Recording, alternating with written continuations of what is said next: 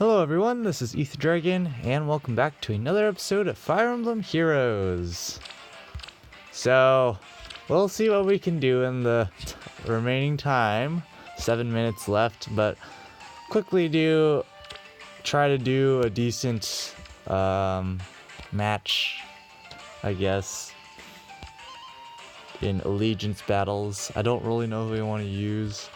Guess we'll use Faye. I don't know. I have a decent chunk of whale friends, just a few, but let's get started here. All right, what we got? Got that. All right, so I think this is fine. We can bait like this, and then switch to Faye, and just gray waves for no reason. Faye better not die to Soph. That would be really sad.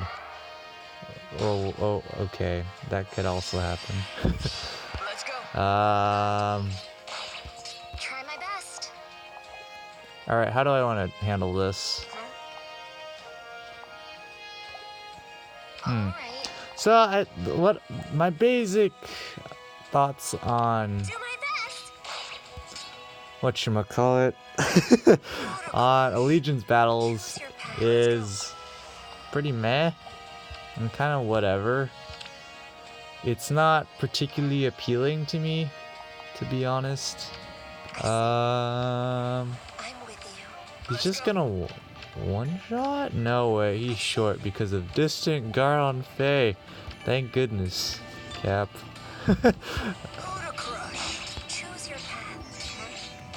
But I don't know. It's okay, I guess. Well, that doesn't help me. But I definitely feel like it's super RNG based to a big extent. Like even here in this situation. Okay. I'm with you. Alright. Oh, that's Of course. Alright, let's do that. It's not what did I say? RNG based? Basically, you like the general rotation of units recycles, but the main difference is whatchamacallit. The main difference is what units actually do show up. Alright. Yes. So I don't particularly like Guide me. how the system works right now, because basically you have to pair up your units in a way where the two colors that you cover with the pair up team encompasses the weapon triangle, or for the specific units, the specific distribution. Okay, I'll explain this after because I'm kind of have my brain rattled from trying to do a quick battle. So that was a quick match. I guess you can check out my list of buddies, I guess. I don't know. Well, we might do that another day, but I just wanted to get this video out quickly because there's only 3 minutes left in the season.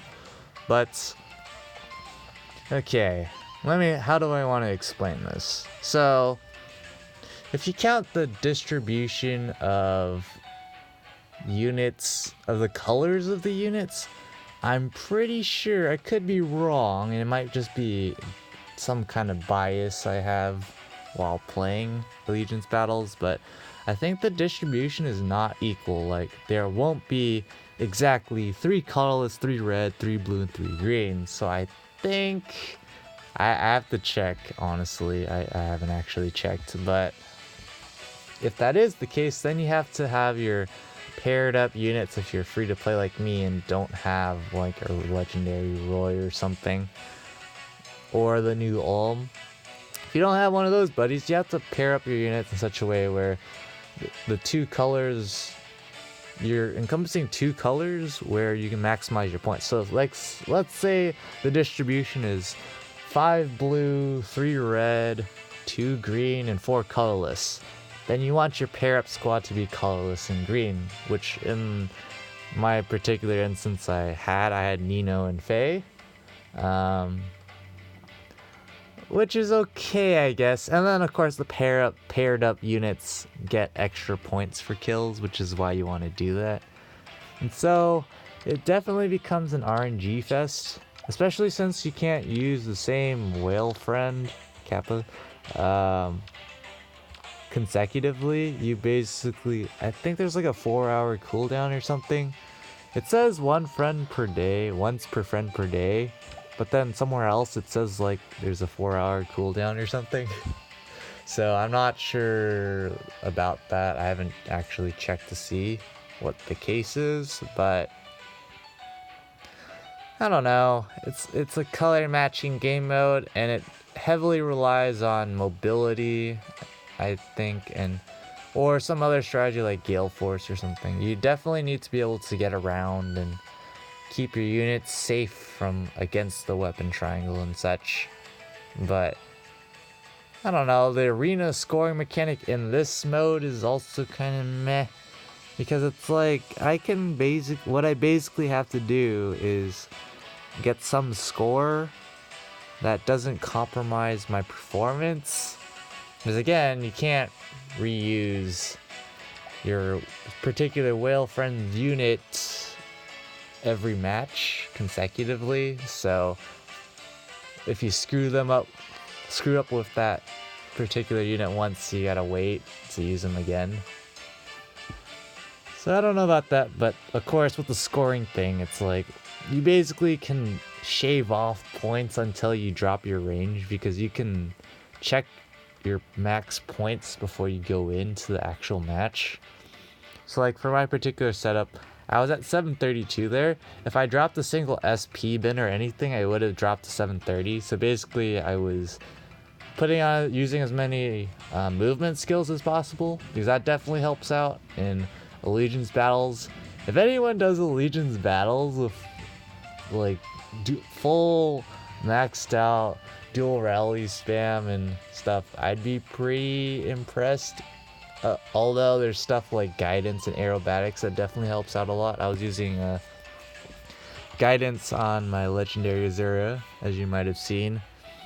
Definitely quite useful, especially with armored units, and for folks like me who don't run armor merch, it's pretty useful. And of course, just using pretty decent nukes and slash tanks. I don't know. It definitely just feels like another meh game mode that's at least it's relatively easy to do. It's kind of like a one and done thing. It's not like Arena Assault where you have 7 battles to do just for one run. Whereas in Allegiance battles, you technically only have to do one run as long as it's the best run you could possibly achieve for the week. But, I mean, there's a bit of RNG involved. So, I don't know. I don't know what to think of it. It's just another game mode for feathers and flowers, so I'm not too concerned about it. But I imagine later on they're going to add stuff to it, so we'll see what happens. But that's enough ranting for this episode. Thanks for watching. As always, this is Ether Dragon, and hopefully I'll be able to do a video a week of Allegiance battles. But we'll see. Definitely getting busier. But until next time, bye.